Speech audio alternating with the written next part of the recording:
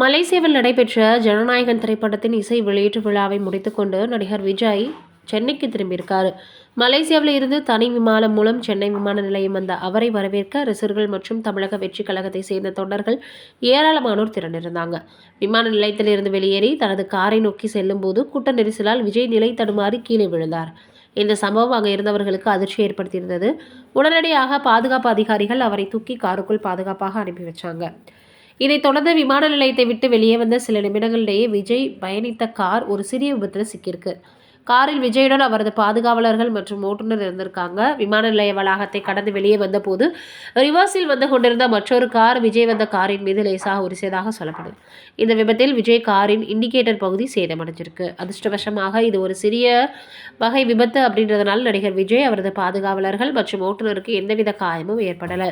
இந்த சம்பவம் விஜய் ரசிகர்கள் மத்தியில் சிறிது கவலை ஏற்படுத்தியிருக்கு. இதுக்கிடையில் விமான நிலையத்தில் விஜய் கீழே விழுந்த சம்பவம் தொடர்பாகவும் சமூக வலைதளங்களில் விவாதம் வந்துட்டுருக்கு.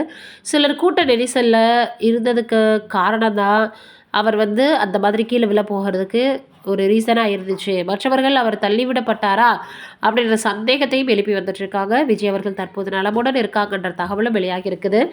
ஆனால் அந்த வீடியோக்களை நம்ம பார்க்கும்போது நிச்சயமாக யாராவது வேணுனே செஞ்சுருப்பாங்களா அப்படின்ற மாதிரி அவருடைய ரசிகர்கள் சந்தேகத்தின் பேரில் இப்போ பார்த்திங்கன்னா இது தீவிரமாக பேசி வந்துட்டுருக்காங்க. சமூக வலைதளங்களில் இது ரொம்பவே வைரலாகவும் பரவி வந்துட்டுருக்கு.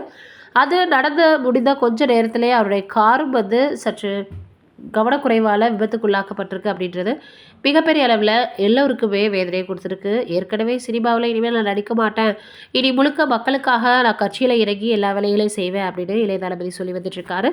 இந்த நேரத்தில் தொடர்ந்து அவருக்கு ஏதாவது சிக்கல்கள் வந்துக்கிட்டே இருக்கே அப்படின்ற மாதிரி ரசிகர்கள் ரொம்பவே கவலையோடு சில விஷயங்களை சமூக வலைதளங்களில் பகிர்ந்து வந்துட்டுருக்காங்க. நீங்கள் என்ன நினைக்கிறீங்கன்றதை கமெண்ட்டில் சொல்லுங்கள்.